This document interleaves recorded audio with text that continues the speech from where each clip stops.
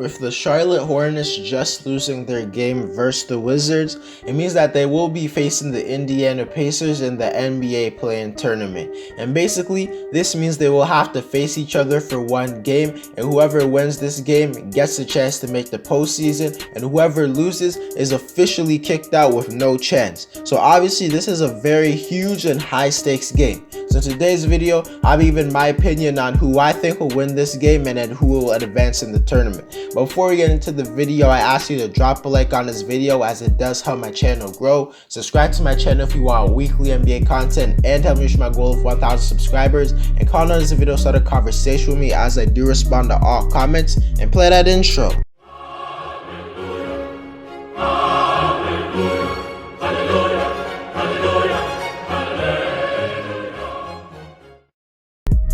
This is a pretty big game, and it's honestly going to be really fun to watch. And I think this game is going to be very close because these two teams are somewhat evenly matched, because whereas most people are surprised by the Hornets being this good this season, most people are disappointed with the way the Indiana Pacers have been playing this season. But to get into the game, these teams will be playing a single game, and in one single game, anything can happen. And if I'm being honest, I give the Pacers the edge when it comes to which team has the best player on the court, because they have a guy in Sabonis. And if we're being honest, no one on the Hornets can guard him, because Bismack Biyombo or Cordy Zeller are doing absolutely nothing to stop him.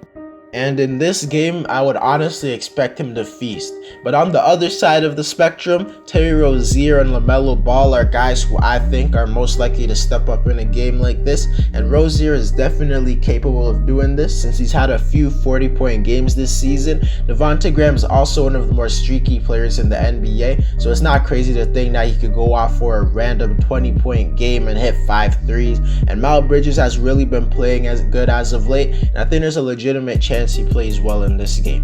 And luckily for the Hornets, unluckily for the Hornets, Gordon Hayward won't be playing in this game, which really sucks since he's clearly their best player. And with him, I honestly think they would have easily won this game. They could still win this game, but it would have been significantly easier. Not necessarily easier, but they would just have a higher chance to win. And neither of these teams are really good on offense or defense, as the Pacers are in the middle of the pack in both offense and defense, and Charlotte is actually below average on defense and offense. But it is a really slim margin, and this is only one game, so anything can happen. Stats don't matter as much. The Pacers, in my opinion, have more players who could step up in a game like this, and there's a higher chance that those players actually step up.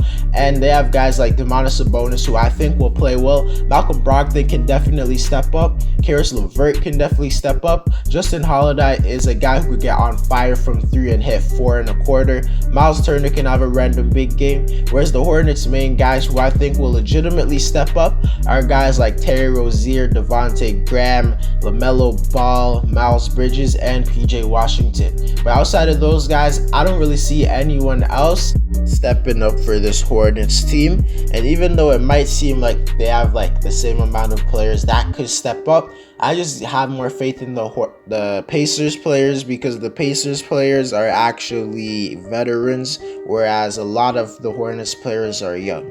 The Pacers are a very veteran-oriented team, and I just trust them more to stay composed and not fold under the pressure in a game like this. And if I'm being honest, I really think this game will be close, but I'd have to give the slight edge to the Indiana Pacers, because this is a roster that I personally believe can be a top 6 seed in the Eastern Conference if they put it together. And the Hornets are missing their best player, and it's extremely hard to win without your best player. This is not any disrespect to the Hornets. They had a really good season this year, surprised the hell out of me. I just think this one game, Indiana will win it and advance in the play-in tournament.